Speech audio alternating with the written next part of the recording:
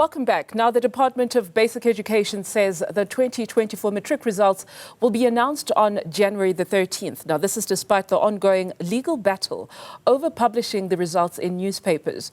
The information regulator raised concerns over the publication of the results, citing a potential breach of the Protection of Personal Information Act. Now, the department spokesperson, Mr. Elijah Mhlanga, joins us for more on this. Mr. Mhlanga, good afternoon to you. Compliments of the season. Thank you for joining us this afternoon. What do matriculants need to know about their results that are due in a couple of weeks now? Where can they access them and how can they access them? Good afternoon, Audrey, and compliments to you and the viewers of Newzroom Afrika. Well, we are now at the point where we are finalizing the results for the class of 2024. Those who sat for the National Senior Certificate, we are saying to them the department will keep its promise of delivering your results at the center where you sat for the examinations, because that is what they are expecting. But we know that there are other additional platforms that are also utilized for access of exams, especially by those who will not be nearer to the schools where they sat for the examinations. But first prize is that everyone who sat for the exams must go back to that place where they sat for that examination and collect their original statement of results. Are you going to publish some of these results in newspapers? Yes, we will do so, because there is a court order of 2022 which instructs us to do that. After we were taken to court by AfriForum, who were successful in their application, resulting in that order which instructed the department to publish the results in the newspapers using exam numbers. You would have heard by now that the marking process is said to have gone very well. Is that what you've received as a department? Is that the feedback that you've received?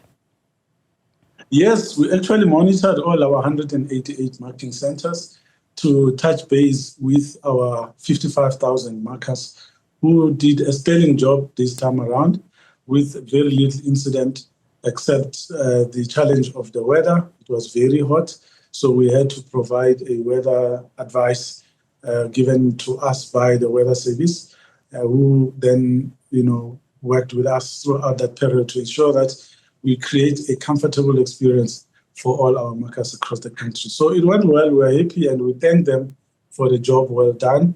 And we say to them, let's do it again this year in 2025. Because you have raised the bar in terms of making sure that you participate in a smooth process. Let's do it again and do even better. You've given out a notice that results may be affected by technical issues. Just how bad are these technical issues and what is the scale of the problem? So from time to time, we come across irregularities in the examinations. But those we deal with, we clear those. We have what we call the National Examinations Irregularities Committee, and in the provinces, there are irregularities committees as well. We clear all those things to ensure that there are no issues that will interfere with the resulting of the candidates. We have dealt with that.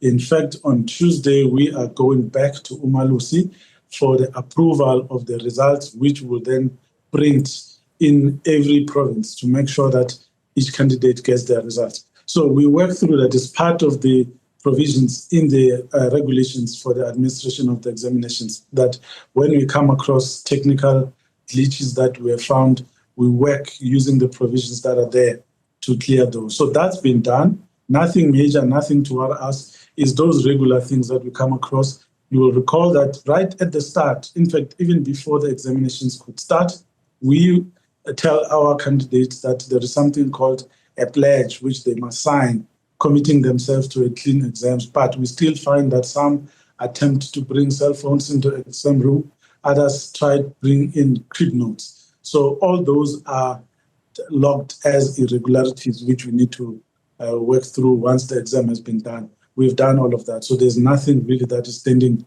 in between the release of the exam. It's just the necessary administration process, which we are busy working together with Umalusi on to ensure that we work towards the schedule of the 13th of January for the announcement by the minister and the release of the statement of results to the schools where the candidates sat the next day. That's on the 14th of January. Yes, and those that have any queries to do with their results, what recourse can they take to get that resolved?